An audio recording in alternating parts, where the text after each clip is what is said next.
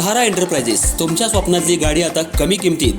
इचलकरंजी शहरालगत असलेल्या कबनूर चंदूर रोडवर कोन्नूर पार्कमधल्या सहारा एंटरप्राइजेस इथं पश्चिम महाराष्ट्रातली विविध बँका आणि फायनान्स कंपन्यांनी जप्त केलेल्या जुन्या दुचाकी आणि चारचाकी गाड्यांची विक्री केली जाते.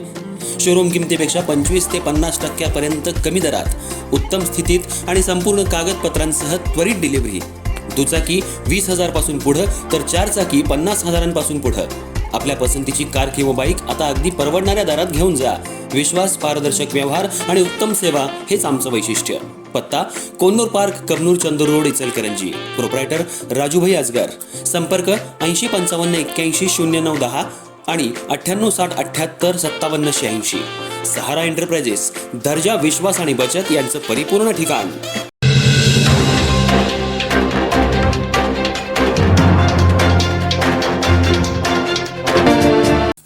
इचलकरंजी शहरालगत असलेल्या कबनूर गावात काही युवकांनी बंदूक बनवण्याची फॅक्टरी तयार केली होती. तसंच त्या बंदुकीतील गोळी झाडून एक युवक गंभीर जखमी झाला होता. त्यानंतर पोलिसांनी तपासाची चक्र फिरवत यात 6 आरोपींना अटक केली. आरोपींना आज कबनूर इथल्या दत्तनगर आभार फाटा या ठिकाणी तपासासाठी फिरवण्यात आलं आणि माहिती घेण्यात आली. हातकणंगले तालुक्यातल्या कबनूर इथं गेल्या काही दिवसांपूर्वी 2 युवक तवेरा गाडीमध्ये बसले होते. यावेळी त्यांच्या हातात असलेल्या बंदुकीतून गोळी फायर होऊन एक युवक गंभीर जखमी झाला होता. यावेळी पोलिसांनी तपासाची चक्र हलवत यातल्या 6 आरोपींना अटक करत हा धक्कादायक प्रकार उघडकीला आणला होता. कबनूर गावात दत्तनगर परिसरात हे सर्व युवक बंदूक तयार करत होते.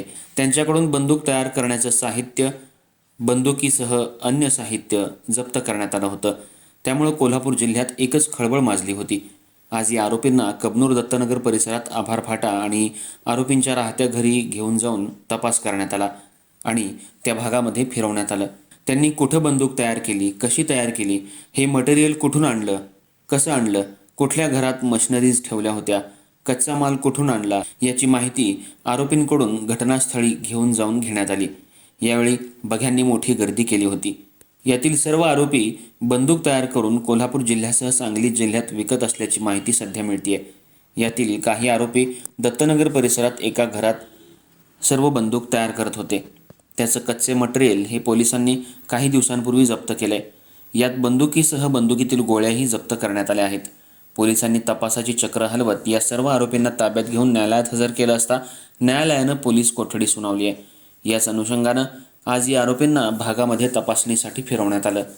आरोपींच्या राहत्या घरी तसंच वेगवेगळ्या ठिकाणी आरोपींकडून माहिती घेण्यात आली. या आरोपींकडून अजून काही साहित्य बंदूक तयार करण्याचं आहे का याचा तपास पोलीस करतायत. अधिक तपास सहाय्यक पोलीस निरीक्षक मस्के आणि DB पथकाचे अनिल चव्हाण, सद्दाम संदी यांच्यासह अन्य पोलीस करतायत.